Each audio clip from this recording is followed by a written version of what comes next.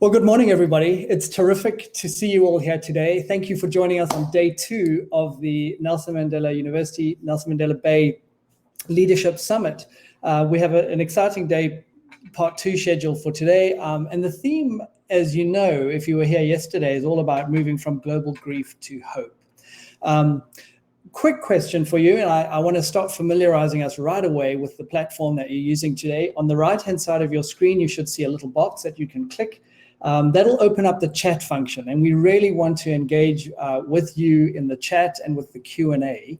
So if you wouldn't mind just going into the chat function to start us off with today, I would love to know in that chat function where, for those of you that were here yesterday, quick highlights of what was one of the things that you went home last night, or you may have been home yesterday because you were in lockdown and didn't go anywhere, but you at the end of the session, you turned around and you said to somebody, wow, I didn't know this, or I really found that quite interesting. If you wouldn't mind just sending something in the chat so that we can, A, make sure our chat is working, but B, I'd love to just get a sense from those of you that were here yesterday on what you found really interesting. And as that comes in, I see we're at about 60 people so far today. Thank you, Charmaine. It's okay to admit that our government has failed us. Yeah, there was some rich conversation yesterday, wasn't there, around the role of public infrastructure as well as civil society. So I appreciated the candor that we got from our speakers yesterday. There's also a little button that you can press. I think it's on the top right of your screen to maximize your screen. So as we said yesterday, I'm sure a lot of you are trying to manage WhatsApps and emails and everything else at the same time. Try and engage as much as you can, if you can, in the actual session itself. Thank you, Lisa. Overmanaged and underled. Yeah, we need leadership right now. We need more leadership, especially as we move from the state of grief to realizing the hope. You know, having hope's one thing, and I think realizing it is probably the most important action that we can take there. Thank you, Dr. February. The impact of digitalization on the motor industry. It was phenomenal, wasn't it? Very excited for the impact of electrification. And we heard Johan Nation from Volkswagen yesterday talking about how he sees his role as really being important in helping the world embrace electrification and moving to a world where there are no more cars as we know them today. Thank you, Sue. The lost years for millennials and the upcoming impact of their thinking. Very profound and anthropologically and socioeconomically, I should say. It really is going to have a big impact on, it already is having a big impact on where we are as a society. I'm not going to comment on them all, but I'm gratified that the chat is working. Let's keep it running today. I'm looking forward to seeing how it goes. Thank you. The events of the last few weeks, the sad state of leadership. Indeed, you see leadership, true leadership, in moments of crisis as well as in moments of opportunity, and perhaps we haven't seen as much as we've wanted. You do not have the option of turning on cameras and microphones, so you don't need to worry about all of that, but we are going to encourage Q&A. So we're going to have a series of speakers this morning. 3 speakers in particular. After each speaker, what I'd love to do is, if you've got comments or questions, please post them in that chat box. Put the Q&A. Remember, the way the Q&A works is that if you've got a question and somebody sees it and they like your question, they might vote it up. And then what we'll do is we'll take the top questions and we'll try and pose those to the speakers. After the 3 speakers this morning, we're then going to move into a panel Q&A. And we'll have all 3 of them on the stage at the same time. And I'm hoping that we'll find some dissenting opinions. Perhaps they'll not necessarily disagree with each other, but kind of give us another point of view to consider. That's the benefit of a panel, right? The benefit of multiple points of view. Okay, the last thing that I do want to encourage is that when you're in your table groups, you may have noticed our sponsors. We've got a couple of sponsors for this event, and we're very grateful to them.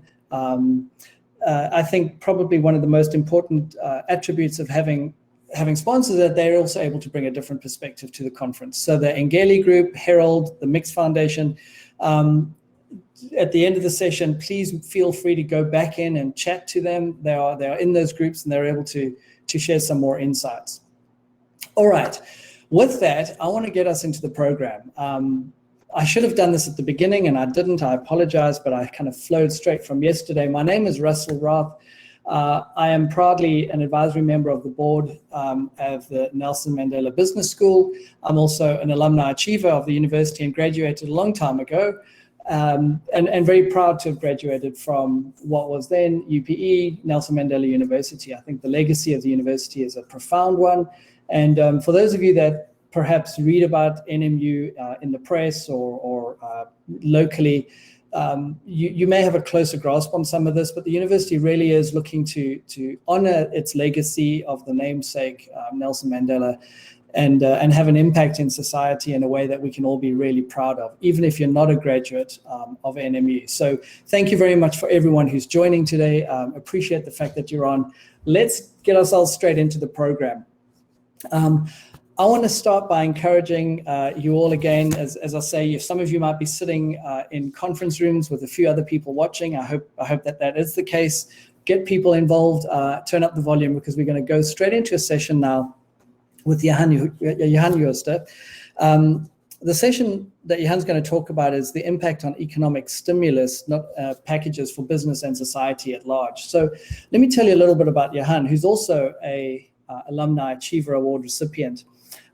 He is presently the Chief Investment Officer of the Bank of Singapore and the founder of the startup, the Global CIO Office. And I was excited about that because I saw Johan on TV recently, and I forget if it was Bloomberg or CNBC, Johan, but I saw your title there was Global CIO Office, and it was nice to see that.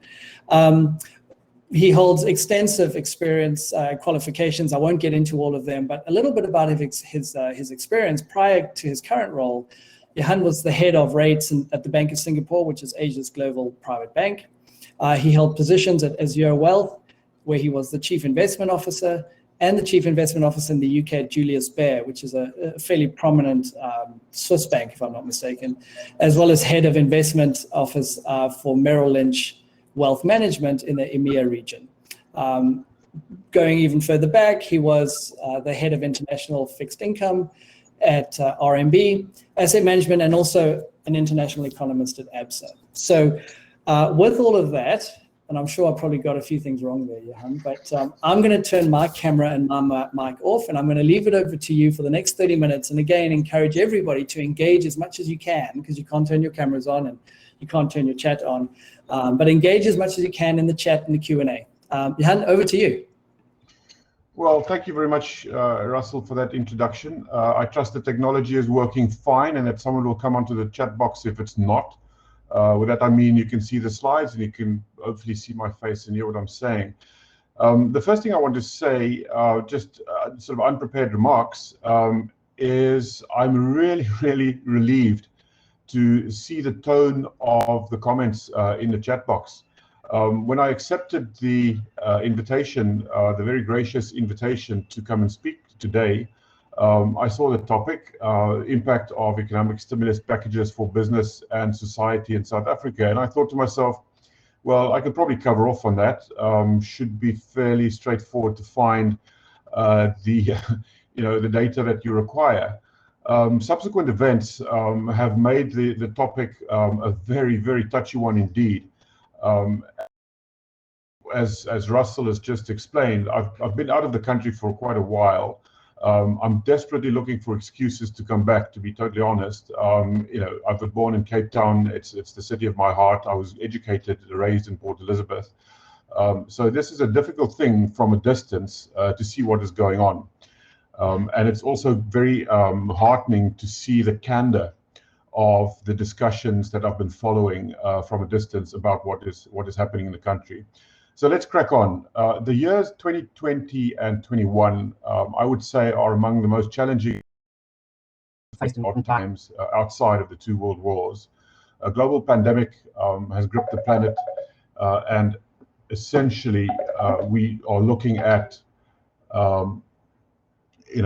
economies, societies, and global a state of almost panic.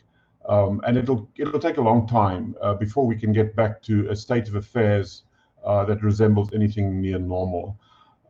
Turning to the specific question, what is the impact of economic packages for business and society? Like I implied before, that is a loaded question if ever I saw one. As South Africans, we tend to experience our own uniqueness more than other nations. Apart from the ravages of COVID, which in itself is a major event, South Africa again faces what appears to be a very significant juncture in its history. The additional challenges of rampant corruption, leadership failure has been discussed, and more recently an insurrection that has really exposed deep ruptures in the very fabric of society. So it almost feels as if a question about economic stimulus borders on the frivolous, as if it's a mere afterthought at a time when there are literally bigger fires burning. I would humbly submit that nothing could be further from the truth. I would be the last one to claim that I have a full understanding of all of the causes of recent events in the country. However, a clear refrain over the past decades has been the lack of progress on the economic front.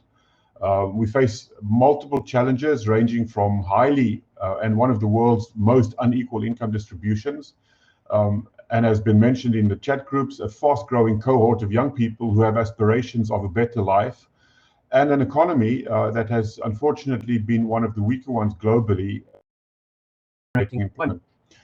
So would it be fair to jump to the conclusion that the impact of stimulus is just inadequate?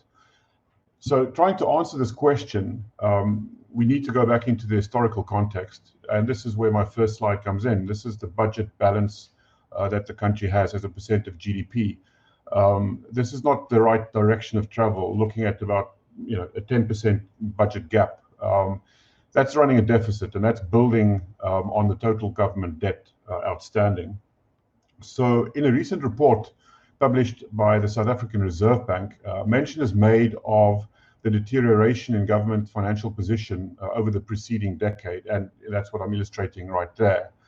I'll return to some of the details of that report in a minute, but the history does not make for pleasant reading. And then maybe we can show the next chart as well. Go to the second one, please. In essence, what we see is that it reflects that from a purely narrow financial perspective, our government is unfortunately finding itself painted into a corner. And in a very real way, the current COVID crisis, from this perspective, could not have come at a worse time. In October 2020, as I'm sure we're all aware, the government announced a series of measures in its economic reconstruction and recovery plan. To date, implementation has not lived up to expectations. I think if I say that, not many people are going to disagree. Frankly, virtually nobody is going to be surprised. Some of the areas highlighted in actually, and I'm quoting here, the Parliamentary Monitoring Group are as follows. There are several unfunded projects, not enough focus on the small business sector, and lack of progress with the so-called community work plan. Those are just a few things. And I found that in about 5 minutes, just scouring the web and finding some comment, and that was published probably a month or so ago. It may be charitable for me to suggest that the government's attempt at stimulus and recovery is still a work in progress. When compared to some other countries where spending is more aggressive, it was focused and it happened fast. The same cannot be said for South Africa. The government could point out that among emerging economies, others have fared worse.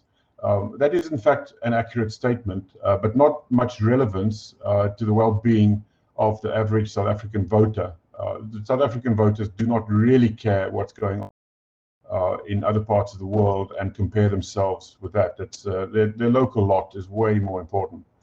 Before making a point about the difference between reform and stimulus, I just want to quickly revisit the research that I've just quoted from the Reserve Bank.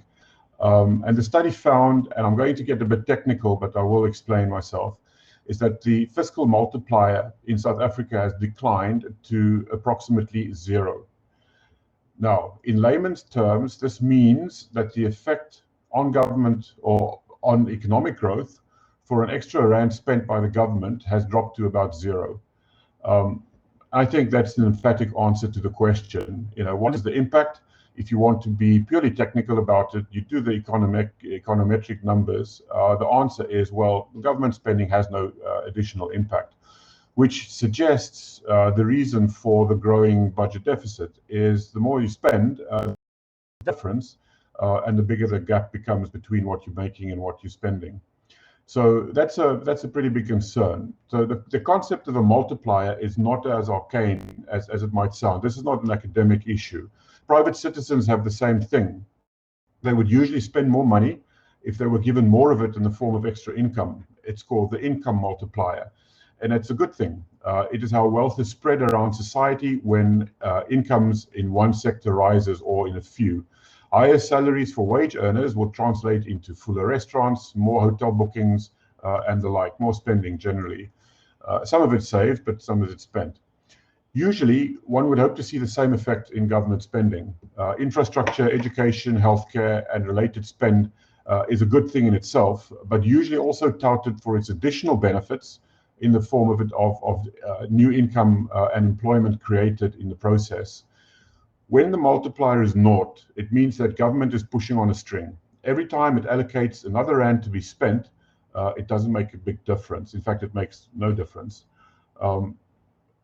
That is a very negative message, but I will return to some remedies for this conundrum at a later point in my talk, a couple of minutes from now. If we can shift to the third chart, please. So here's the issue.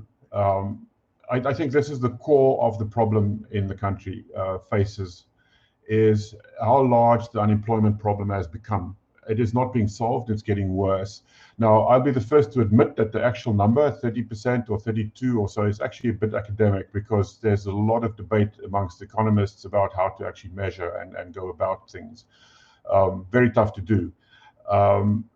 At the point where we are now, that's academic because the trend is upwards, and that's what we need to address. If we can move to the next chart. So not only do we face an unemployment problem, we also face a growing population. And this is what we show here. And again, I do some comparisons just to sort of put it into context, but really we don't matter or care that much that there's going to be, towards the end of the century, 120 million people in Kenya. In South Africa, the number is going to go up roughly 20 million in the next generation. And if we already have 30+% of the people unemployed, where do you find another 20 million jobs? This is a difficult challenge. So at this point, I want to draw a distinction between needed economic reform and stimulus spending.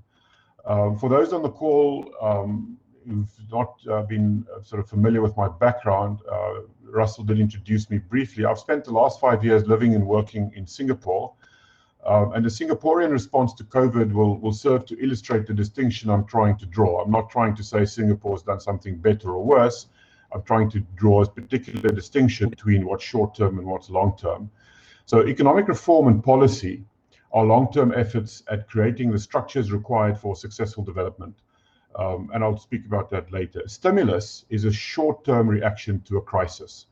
The global financial crisis was one example. COVID was the next one. Climate-induced economic damage might be the next one if the world's not careful.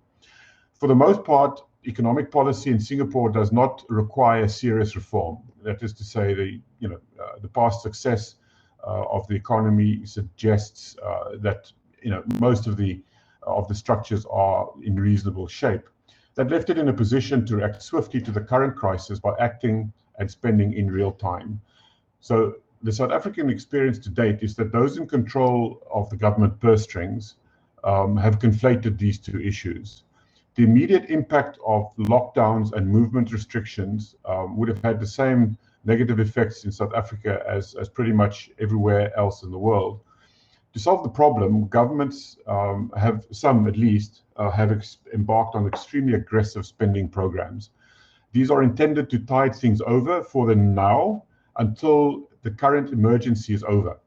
In most cases, this spending can happen because governments can rely on borrowing to pay for the emergency spending, trusting in the economy's ability to generate enough revenue later to pay the bills. That is different from trying to achieve structural change in your economy. As much as you require the structural changes, they might just have to wait because it's no good sort of building a hospital if you don't have an ambulance to get the client, to get the patient there in the first place. You've got to sort out the short-term problem first. Do not conflate those two issues.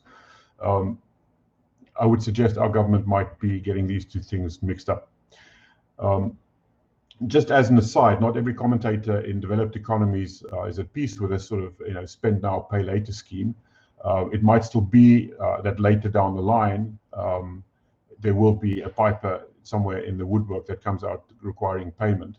The SA government was not in that position because of the budget situation I've just shown, and frankly, it probably did not have the resources to go down that route. But nonetheless, it has come up with a plan that looks very much like a long-term solution to a shorter-term problem. Not to say that the long-term doesn't have to be fixed. Can we flip to the next chart, please? So now we just look at some of the the goals of economic policy. So here's the first one. Just life expectancy. South Africa, where do we fit into this picture? We are probably behind the rest of the world. Can we flip into 6 as well? I'm just making a couple of brief points about human development indices and where South Africa ranks, and the need for longer term action on top of short-term crisis management. I've just wanted to mention these very briefly. Viewed like this, one would urge the government to focus very sharply on the short-term needs of the economy, and then in a second on the required reform program. Both are critical to the survival of the state, simply put. I mean, let's just say that again. Both are critical to the survival of the state. The immediate existential issue is to make sure that the country, its institutions, and its people survive to reap the benefits of the reform when they happen. But enough of all the armchair criticisms. What, if anything, can we do or can be done about the situation? So for the rest of my presentation, I'll focus on what governments can do, or more to the point, maybe to stop doing in an effort to increase the impact of spending, whether that be stimulus or reform. So looking again at the question, let's focus for a brief while on the term impact. The term has become a favorite one in financial circles of late. It has become fashionable to refer to investments or spending as impactful, in inverted commas. It means various things to various people. I choose to view it as ideologically as neutral as possible. In our context today, to mean broadly that a positive benefit accrues from spending that we're talking about. It is possible to be a bit more definitive about what impact we are talking about. In the last few slides, the Human Development Index, I quite like this one because it shows basically sort of the get up early index. I like this one. It sort of it measures whether you get a long and healthy life, whether you're knowledgeable and have a decent standard of living, healthy, wealthy, and wise, for those that get up early. That is where a country is looking to go. So time prevents me from presenting a whole full Monty package. I'm not a government advisor, and we just don't have the time for me to go through all of these things. So instead, I've chosen to focus on one specific area that I feel can make a very big difference: creating the environment for better labor absorption into the economy, and specifically in small businesses. It would be obvious that the benefits would accrue to broader society, but not just the small business, because what you're looking to do is broaden the employment base. So the first bit of good news about the inefficiency of government spending is that it won't really be missed. So what do I mean by this? If it is to be taken at face value that the government efforts to make a difference by spending on specific issues is not really working, it's not that counterintuitive. It maybe stands to reason that reduced spending may not cause too much of a growth contraction, if any at all. That might be the case. So who would be averse to extra spending on education or policing or healthcare? Surely nobody in their right mind. Perhaps the answer lies not in the quantum of the spend, but the quality. Corruption and inefficiency eats away like a cancer. Structural reforms comes into the fray here. It is critical for the government to find ways to increase the efficiency of spending, not the quantum. This can be achieved in a variety of ways, starting with meritocratic hiring in the civil service and actual progress on corruption. A lot of money that is budgeted and so-called spent actually ends up in the wrong areas, in the wrong pockets. So it counts as spending, but it actually has no impact whatsoever. The good news is, or not the good news, but certainly the somewhat of a comfort, is that many emerging countries across the world have this problem, and where it is solved, it makes an immediate impact. An additional bit of good news about the inefficiency of government spending is that it might be the right time to focus on removing impediments to growth and not look for new ways to spend money. One of the key issues the country has to face is obviously the employment issue, which I've raised. And a country needs to grow faster than its population to soak up new entrants into the labor market. This has not been happening, and it's the focus now of the rest of what I want to say. And the third piece of good news for South Africa is the very notion of a pandemic and the changes it's brought into the way labor is exchanged in the marketplace. Remote work is now a very strong possibility for millions of people across the world who before were chained to the closest office desk to their home. The issue of unemployment is key to the future of the country, and it's actually surprising to me that more effort has not been focused on finding ways to integrate more people into either the formal or the informal sector. And the latter has been largely, the so-called informal sector has been a misnomer for many years, and more lately it's been called SMEs. But most in the formal sector are small and micro and far from mid-sized. It's accepted economic dogma that this sector is a very good sponge for the unemployed. If it was possible to wave a magic wand over an economy and transform it from one of high unemployment to full employment, one would certainly look to create a myriad of small businesses run by passionate individuals who grow from small to medium to large. That's if you had the magic wand. Almost every conversation I've had on the topic of what can be done by government to enhance the contribution made by SMEs is simple. In capital letters, stay out of the way. This may also sound counterintuitive because it's a natural reflex of governments to think that given small companies are good at creating jobs, it makes sense to spend money on policies that will help them to get going. This is true up to a point, but consider the following argument. When you start a new business, there's barely time to consider rules and regulations, tax reporting, tender rules if you're applying for government contracts, or whatever set of rules you have to face. The failure rate of new businesses globally is extremely high, upwards of 70% in the first 2 years. And this is based on sample data out of the US for startups. So small enterprises are engaged in trench warfare from day one. So paying the bills from month to month is the key consideration. Not many have the wherewithal to spend time on websites, researching how to apply for grants or subsidies or tax regimes. Time is of the essence. So it takes time to take new skills courses.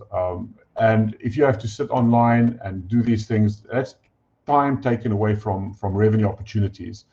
Not many parliamentary committees are filled with people that have been on the coalface of setting up and running. What successful countries have done to spur enterprise is to create the right environment for small business and then just walk away. So I'm going to speak now in closing just a few of these things that can be done, create the environment. And the first is high quality education. That in itself almost should just warrant no further comment. The benefits of a good education outweigh a bad education, and a bad education is still better than none at all. The opportunity offered by COVID should not be underestimated or missed.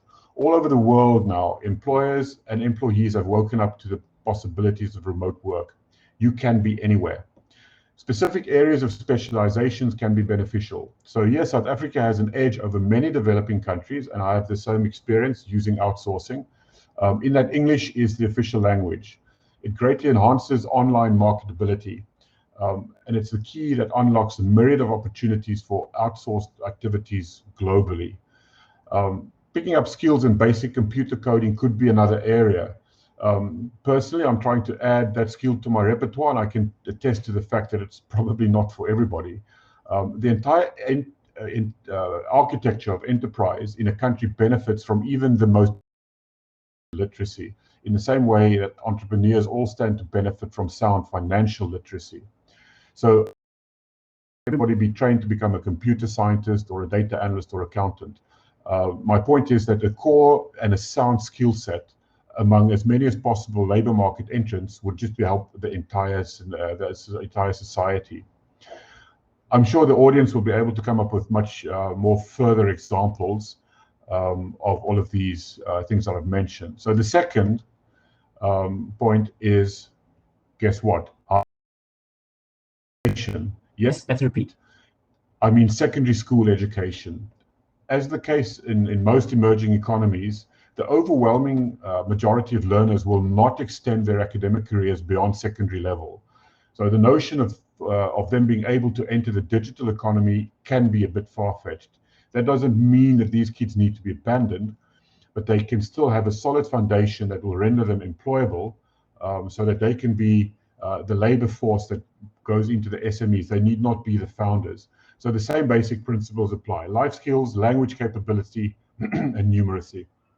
Excuse me. So the penultimate one, simplicity of regulation. Make it absolutely as simple as possible to comply with whatever rules are required: taxes, registering your business, and so forth. People starting out often have very little experience coping with bureaucracy and putting obstacles in their place or in their face to get stuff done. That might be well-intentioned, but it's a bad idea. I'll mention very quickly, the World Bank does an annual survey that measures the ease of doing business in various countries around the world. About a decade or so ago, South Africa was ranked in the top 30, but it has now dropped to number 84. So that literally leaves us just about on the cusp of the part that still says easy to do business, but the decline is disconcerting. So the index is made up of things like security of property tenure, ease of registration of a new company, tax compliance, and a variety of other things. So even though it's a global index, it's more significant to compare it for local businesses. The international investments will happen on a scale beyond the SMEs. For the local entrepreneurs, things have to be as smooth as possible. And to finish off, the fourth issue, the fourth point that is of the future is technology. So this is the last point I'm highlighting, but there may be more, and we might take it up in the chat. And it's perhaps the one area that extra spending could make a difference in the long term. The world already looks entirely different from the old one, and connectivity is going to be the key to success for future economies. This links to the point about education. It is barely plausible that one could pivot education towards more tech-savvy population and then fail to provide the requisite infrastructure. This would mean fast and reliable internet for everyone. It could be feasible to consider public access to enabled devices, given that not all South Africans can actually afford devices privately.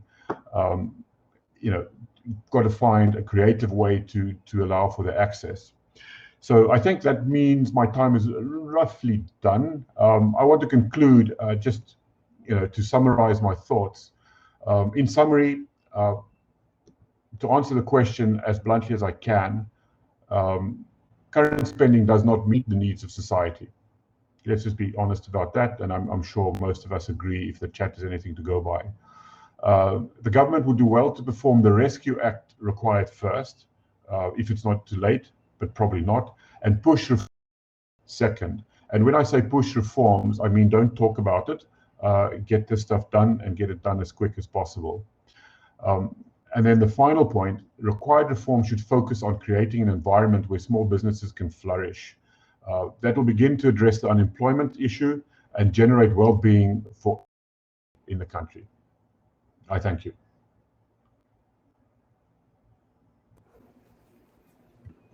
Johan, thank you so much. It's terrific. Appreciate your insights, and I think you've certainly channeled a lot of interesting perspectives. There's been a fair bit of chat. I've got a few questions that I might just kind of ask you to opine on. We had a comment made by Kaya, who asked, hearing a lot about the role of government, particularly the role of the state, the failures of the government, but what perspectives would you share on the role that business needs to play in the performance of business in this whole dynamic? I think it's critical, because without the, if, you use this simile, if you build a bridge but there's no traffic, you've wasted your money. So, if there's no commuters crossing, I mean, you live in New York, and outside of COVID, they are always full. I've never been to New York without there being a traffic jam. So what you want is a traffic jam, right? You want a traffic jam of entrepreneurs using the opportunities that government creates, that government enables. But there's also a growing understanding, and I'm sure, Russell, you're closer to this than I am, globally, that large firms and small firms have a much bigger role to play in societies than they have been so far. This is why there's this whole issue around ESG governance. There's the climate story. There's everything where businesses are stakeholders in their own communities. And big business is starting to get that globally. And I'm thinking big business and medium-sized business in South Africa are also starting to get that. So here's the thing. Government creates the environment. Government builds the bridge. Business is the cars going across that bridge every single day. But they're going to have to go from petrol to electric because they can't pollute. So business has to spend a whole lot more time and money and effort in uplifting communities, or putting back. Now, one thing that I'm very passionate about, just to give a concrete example, lots of South Africans and across the world, people have started businesses. I've started a business. And by the way, just as a correction, I Bank of Singapore CIO. I'm now a CIO of my own company, and I'm in that position trying to sort of build a business. I have a lot of good experience. I've also got a lot of bad experience of what that meant, and I think a lot of South Africans and a lot of business leaders have that same experience. Starting a career, trying to do something, it fails. Get that feedback loop into society. Sort of have that a mentoring way of getting back in. It doesn't have to be formal. If you work in a large organization, you always, if an experienced person leaves, they always talk about corporate history, corporate knowledge. Mm-hmm. Get that corporate knowledge into the communities, into the society at large, and start to see, how you can get the private sector to make a bigger difference that way. I think that's hopefully a long-winded way of saying yes, the private sector. But I have to say also, from the distance that I'm at, looking just at the reporting that I've seen coming out of South Africa the last 2-3 weeks, I'm enormously encouraged, despite the the damage done, about how civil society has stepped up. Private companies and business leaders have that responsibility to show that level of leadership. So leadership is not something that you get sort of entrusted upon you. You are a leader, and you take that responsibility. You see what needs to be done, and you go out and do it. And I've seen a lot of people do that. That's how business can make a difference. Yeah, that's an interesting perspective. I think if people who are put into positions that have, and we talked a little bit about this yesterday, people who are put in positions of leadership actually understood what responsibility came with that leadership role, not just the title and not just the administrative dimension of it, but actually the role. And somebody, I wrote it down, Kaya wrote the part or the role of leadership is to inspire those around us and hold them, and then my editorial is to hold them accountable, to make sure that, if you're doing it, great, and if you're not doing, well, start doing it, or you get out of the role. I think that's often missed. There's another perspective as well, Johan, that I'd like to come to, but I'm going to come to it as part of the panel, I think. And it's just this idea. There seems to be a lot of excitement, and you struck a chord, certainly with me, but with others too, I think, around getting out of the way. And the hypothesis being that if the economic multiplier is zero, then as I followed your train of thought, then the government, stopping spending is not actually going to stop all that much. What's the worst that's going to happen? It'll actually start having an upside benefit, perhaps. But as I follow that through, and you talked about, the notion of high quality education, which is probably a longer, there's a longer tail on that one. It doesn't have an immediate turnaround, of course. But things like being able to pivot to remote work, the international economy is open. And so even if there are opportunities that we're not seeing in South Africa, the opening up of virtual work and being wherever you are means that we could arguably be playing on any platform. And there's a couple of companies that have gone public, some recently, some a little while ago. But I'm fascinated by one, for instance, called Fiverr, that some people may or may not have heard about. It's spelled Fiverr, and it's all about gig work. If you want a logo designed, if you want somebody to help you with your marketing, if you want somebody to design packaging for you, you can go onto this website and you spend a fraction of what it would cost you to have that person employed by you. The reason why I find it interesting is that I've done this a couple of times myself, and I've come across people who are in South Africa on the platform. And it's wonderful because I will actually look for somebody who's in South Africa to go, well, I need somebody to help me with my marketing. Let's see if there's somebody in South Africa who's doing that. Because you can play at this, what I'm going to call sort of very democratized level, where if you've got the skill, you're in the game, and you can play there. So for part of the panel, Johan would like to come back and talk a little bit about getting out of the way. So if you wouldn't mind getting kind of thoughts together on that one as well. Johan, if you could turn your camera off and hit mute, what I'd like to do is get ready to introduce our next speaker. I want to thank everybody for having engaged so richly in the chat. It's helped, I think, to just generate more conversation, but it also makes sure that as we are moving through the presentations, that we're focusing it on what's important for you. So I'm really excited to introduce Sean Gavinder, and I met Sean just a short while ago. In fact, on a pre-call. Sean is the plant manager of the Ford Motor Corporation company in the Friendly City. He's right there, completed his high school degree at Wilhope, and then he worked at Firestone and Bridgestone. He has a BTech and an MBA in industrial engineering. So certainly knows his way around the industrial side of and the business side of a plant. Extensive experience working within lean manufacturing, notably in North America and Michigan. A couple of people on the call have spent some time there, spent some time at Windsor in Canada, and also as a group manufacturing director for Komatsu Manufacturing, or Komatsu Mining. Gosh, I'm really butchering this, aren't I? Chief Operating Officer at Formex Industries and the Group Operations Director for Johnson Controls and the Plant Manager at General Motors. So an abundance of experience. Sean, I'm really thrilled that you're here and able to spend some time with us. You know, the automotive industry is at the heart of the Eastern Cape. It's provided so much economic growth, employment, and hope, frankly, as you're on the forefront of what's coming next and bringing innovations into the world. So really excited that you could be here. We've asked you, and I think you've agreed to talk a little bit about turnaround strategies for business that can operate now. So with that, I'm going to go off mute and hand the stage to you, Sean. Thank you very much. Thank you very much, Russell. It's much appreciated.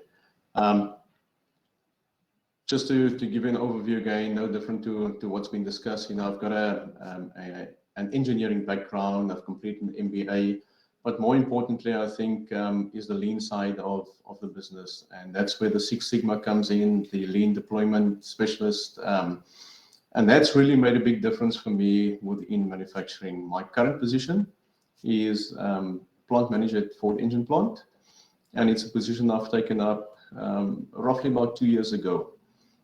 As you would have heard, there's been huge investment with regards to Ford in South Africa, and we've got some really big programs going on at the engine plant, which requires that, you know, we are on the edge with regards to competitiveness.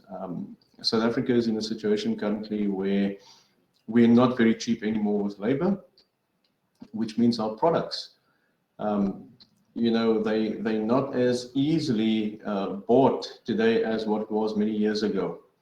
A lot of that puts pressure on our suppliers. Our suppliers have to now work almost 10 times harder than what they used to work previously just to come out to the same cost per unit.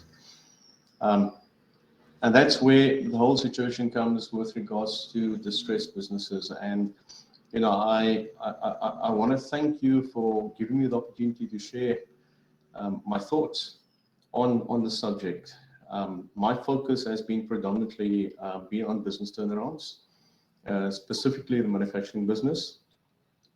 And what I can tell you is that in my experience, the underlying theme for poor performance has been almost consistently the same. And I'd like to share that with you.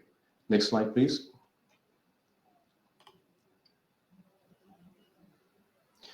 So as economies and business reopen, taking control and instituting recovery strategies will by far be the single most important priority of many businesses leaders. Financial recovery for a business is absolutely important to bring about improvement as well as stability.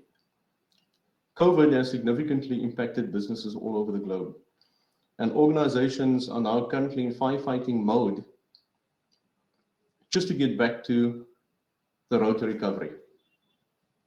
Just trying to break even, let alone be profitable. The negative impact has seen unemployment levels stagger to 52% in the Eastern Cape and 42% for South Africa as a whole. We seriously can ill afford to add any more to the current unemployment levels, more so in the Eastern Cape. And it is incumbent upon us as leadership to take control and steer the organization as well as the industry into the right direction. So, what is a distressed business? The International Journal of Coaching in Organizations describe a distressed organization as an organization in which the anxiety levels of the management team is too high to leverage the core capabilities and tools to adapt to change. Core capabilities refers to the key business processes that differentiates the company's ability to execute its strategy. In manufacturing terms, this refers to the bill of processes or the value stream internally. Tools in this case refers to technologies that enable an organization's core capability. Performance management processes, balanced scorecards, or even hourly production reviews measuring safety, quality, delivery, cost, people, maintenance, and environment are all examples of tool enablers. Next slide, please.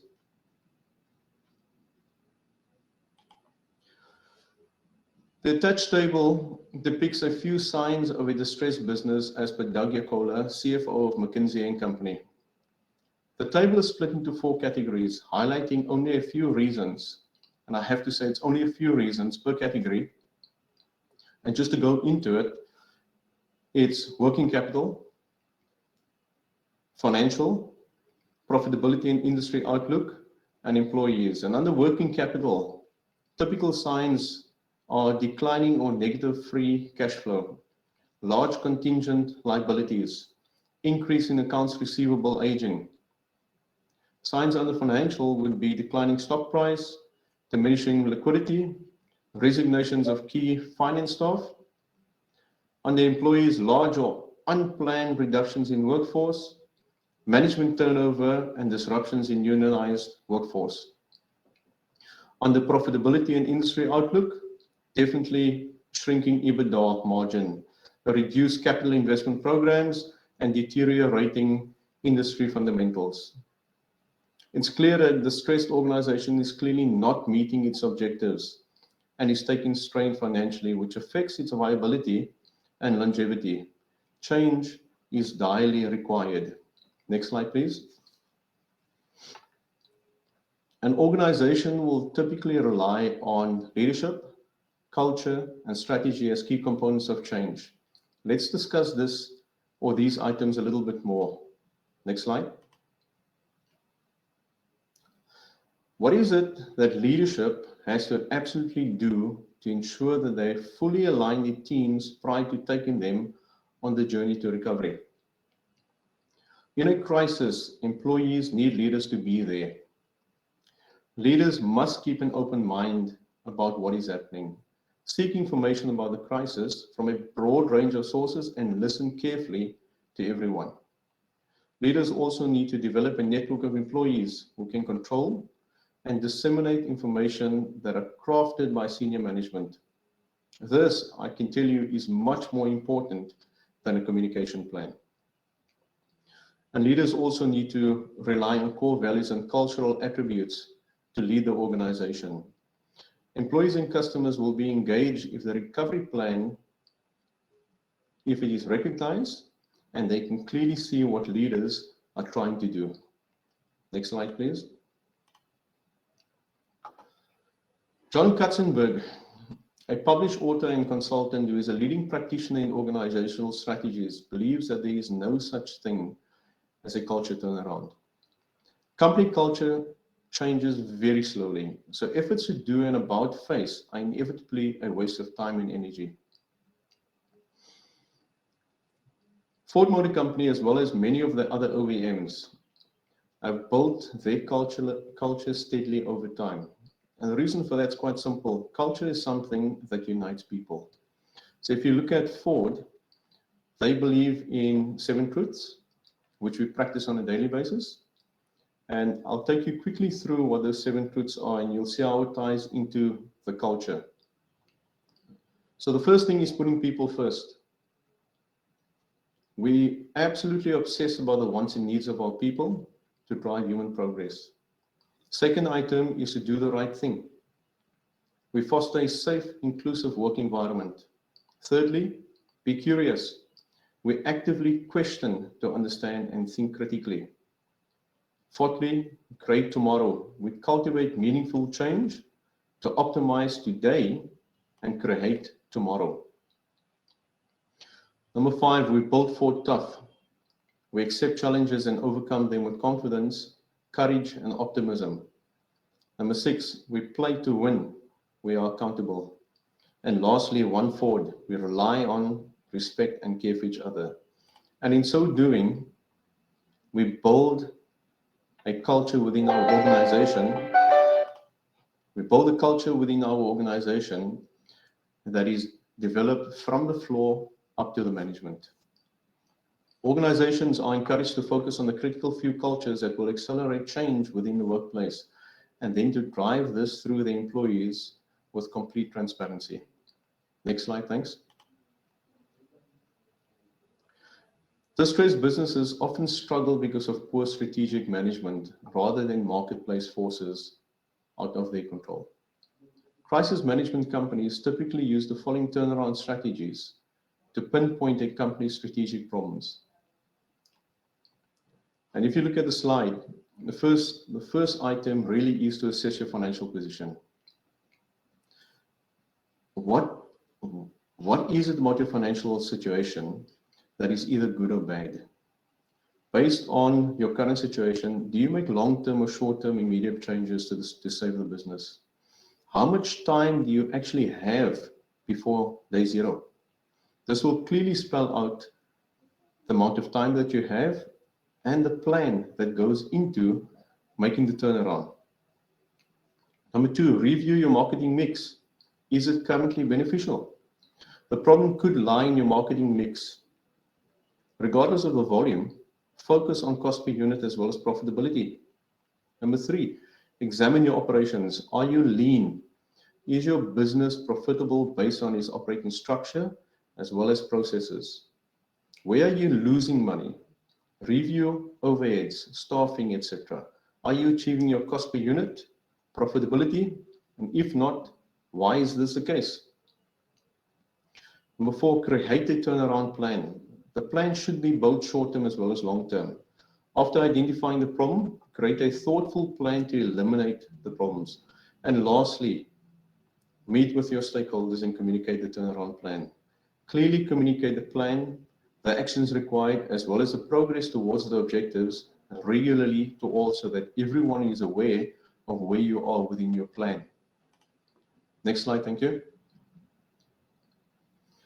So McKinsey & Company believes in the following 10 steps to lead distressed companies out of the crisis. This is the actual turnaround plan. So let's review these in a little bit more detail. For starters, you need to throw away your perception of a company in distress. Each company has its own reasons for being in distress. A distressed company is typically dealing with multiple signs. Next, force yourself to criticize your own business plan. In other words, you have to periodically review your business plans. You have to build in trigger points to achieve objectives, both operational and market related. You have to review the effectiveness and amend as necessary. What it comes down to is that your plan has to be dynamic.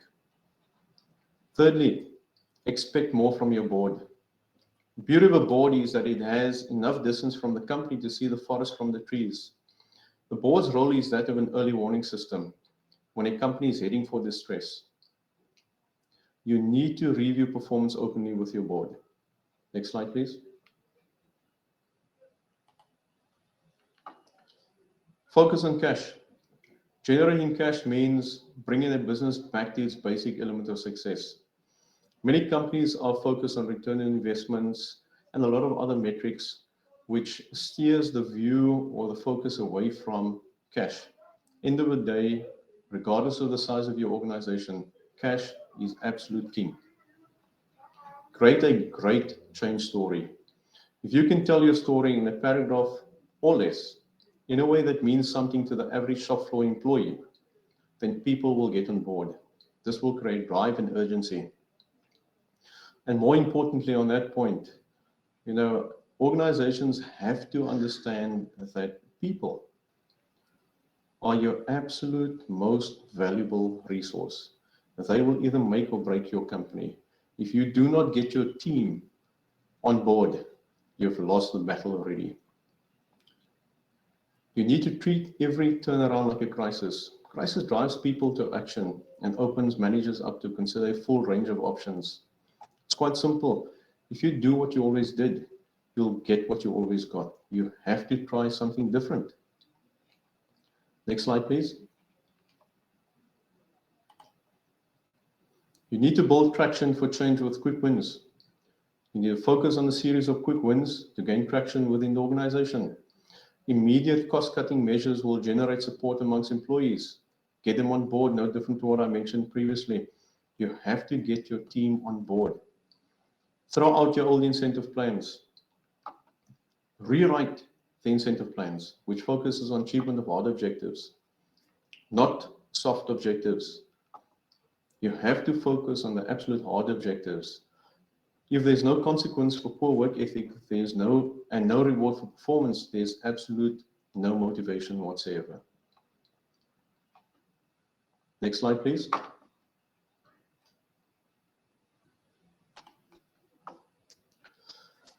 Replace a top team member or two. Although difficult, removal of members that are absolutely resistant to change, regardless of seniority, sends a signal to your stakeholders that there will be changes and you are not afraid to make tough moves. And lastly, find and retain talented people. A turnaround is a real opportunity to find the next level of talent in an organization. There are plenty of up-and-coming talent. You just have to look in the right places. That summarizes how to lead distressed companies out of a crisis. The key is obviously not to get into a distressed situation, which is more easier said than done. In my experience, most organizations, both big or small, don't fail predominantly because of product or marketing related constraints. It's mostly internal constraints that affect them the most. In other words, how they manage their internal value added as well as non-value added activities. It comes down to the day-to-day managing of the business, getting into the detail. Next slide, please. Coming back to the industry that I'm in, the motor industry is an extremely complex business. Yet, it is also extremely simple once you spend enough time fixing the stress situations. The failure theme is almost always the same. It always comes down to people and processes and how these two work harmoniously together to produce products within budget at the required quality level. This must be managed effectively every single day. So you look at your people and your processes. People. Are your people aligned to the objectives of safety, quality, delivery costs, people, morale, maintenance, and environment? Do they understand the consequences of not delivering on time to your customer? You have to create a culture that speaks to purpose every minute of every hour, every single day. And I cannot emphasize that hard enough. You have to manage the minutes of every hour, every single day.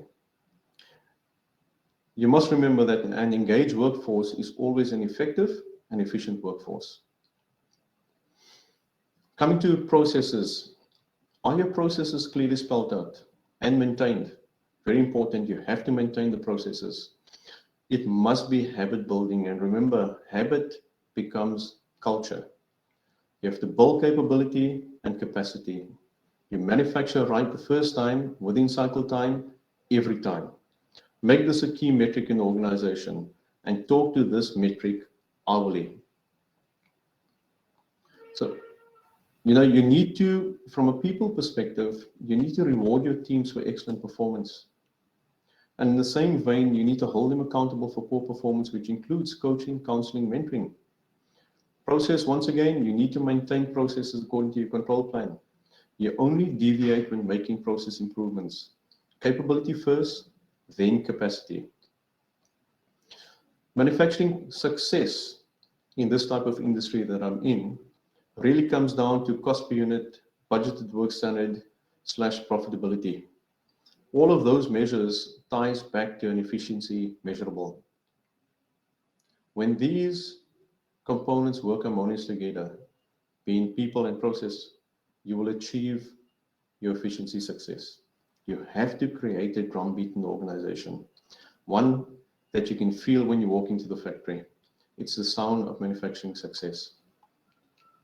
There is no defined solution for fixing distressed organizations.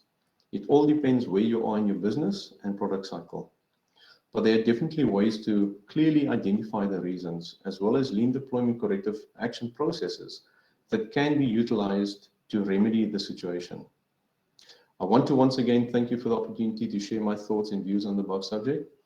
There's a lot more that one can talk about with regards to turnaround strategies given the appropriate time. Regardless, I hope that this short overview was interesting and value added to you, and that you could use some of it to address the constraints within your business. I thank you. Thanks so much, Sean. Appreciate that very much. Thank you. So, Sean, we've got a few minutes to just do a little bit of probing, and there's a couple of things that people mentioned, with your experience that you've had in multiple geographies and certainly now at Ford. You've talked a lot about sort of the role that it takes for leaders to create an environment where people can do their best work, and you talked about habits becoming culture, and I think you're right on that. One of the comments that was made by somebody called Sue is how hard it is right now to live in an environment, and by environment, I'm talking about sort of macro environment where you've got sort of lots of uncertainty, lots of stress, a sense of urgency constantly, and and I'm just reading, it's unsustainable to live at this level of feeling of crisis on an ongoing basis. So how do you balance that sort of dichotomy, right? Where that's what's happening outside your four walls or your campus, but you come into the building, you come through security in the morning, and you want to create a different environment. How do you do that, and how do you help people sort of rationalize their emotions and come to work feeling great every day, knowing what's going on around them? Look, it's like this all over. It's not just the automotive industry. But what I can tell you is it's not going to change in the near future. So this is something that we're going to have to live with. What are we going to do differently every day to change the situation? We work with people and we work with processes. Processes we manage fairly simple. People, that's really the heartbeat of your organization. And if you don't manage your people to the point where they honestly believe that you are in it for them, you've lost it. So you have to start off by being transparent with your team. The team knows exactly what the situation is. They know where we are from an economical perspective. They know where we're going from a volume perspective. I mean, it's quite simple. If you walk into the plant, in not just here at Ford, but many other organizations, there's certain lines that are running, certain lines that are not running. People understand that the customer demand is not where it used to be. So to be completely open and transparent with your workforce is absolutely key. You have to share the plan with them. You have to share the plan that says that, hey, I'm looking out for you. I want to protect not just your jobs, but your kids' jobs when they come here into this organization. So how are we going to build an inclusive work pattern going forth so that we can make sure going forth we get volume into the organization and we maintain the jobs, regardless of what's happening out there, we have to be clear and transparent with our teams. Mm-hmm. No, you're right. I mean, you can't hide from anything. It makes me think about those strategies that you talked about, and you've been around different businesses. I'm not suggesting you've been around distressed businesses because you work with companies that have been doing well, but even companies that are doing well go through crisis. And so you listed off a couple of strategies there, Sean, about what leaders can or should consider doing when they are looking to turn things around. I do have a question for you. I have a perspective on this. Which of those, if you kind of think through the top of your head, have you found to be the hardest? You talked about things like focus on the cash and so on and so forth, but which of those do you think is the hardest as a leader? All of these strategies, I have to tell you, they're all difficult. The most difficult one is to get your people to believe what you want to do. So yes, you focus on cash, you focus on return investment, you focus on efficiencies, and you focus on all of those things. But once again, I have to, throw this again up there. If you haven't got your people in the same boat with you, it doesn't matter what your action plan is. If they don't honestly believe that, the plan that you're putting forth is genuinely there to save jobs and not to be, not just to take cost out of the business, then you've got a chance. Once you have that, then yes, you can look at immediately just trying to generate cash in the business, and not by, driving more volume in the business, because demand is not always a given. So you've got to rationalize. You have to take costs out of the business. Look at your non-value added activities and take that out of the business. I mean, I've spent quite a bit of time doing quite a bit of consulting to a lot of small businesses, a lot of businesses outside of the automotive environment. And business owners in general tend to accept the processes within their business. You have to clearly spell out what is value added and what is not value added. Once you start taking out your non-value added, you'll actually see that, once you start taking out the non-value added, you'll actually see that the value added steps within an organization accounts for less than 10% of your total cost. It's scary, extremely scary. When you genuinely look at the facts, you will notice that 80% plus comes from non-value added activities. Well, I think, and I know we've got some of our faculty from the business school that are listening right now, Sean. There's probably a deeper dive that we could go into on that one, because I think you're right. Understanding the value chain and what adds value and how to impact that is a skill that every business owner and business leader needs to have, or business manager for that matter too. So I'm sure that you might find an email coming in to say, let's figure out how we can do a deeper dive at some point on that. Sean, I'm going to ask you if you wouldn't mind turning your camera off and putting yourself on mute. And I'm really excited to let you all know what we're going to do next. We're going to go and spend a little bit of time in networking tables. So we're going to go back out of this forum. I want to give you a chance to talk amongst each other. Perhaps you need to kind of recharge your coffee, as I'm doing, get another cup of coffee and get ready for the next session. We're going to come back, and when we come back, we're only going to be in those table groups for a couple of minutes. And I'd like to encourage you to do something when you're in those groups. Really have a conversation to the degree that you can about sort of what did you find most interesting? What was not sort of obvious to you when you started this conversation today? Just speak a little bit with the people that are at your table. Obviously, if you want to pop into the sponsors areas as well, please do that. And then what we'll do is we'll call everybody back. When we come back, we're very excited because we have the Deputy Governor of the South African Reserve Bank who's going to be speaking with us. So let's take us into the networking sessions, and we'll see you all in just a few minutes. Thanks, everybody.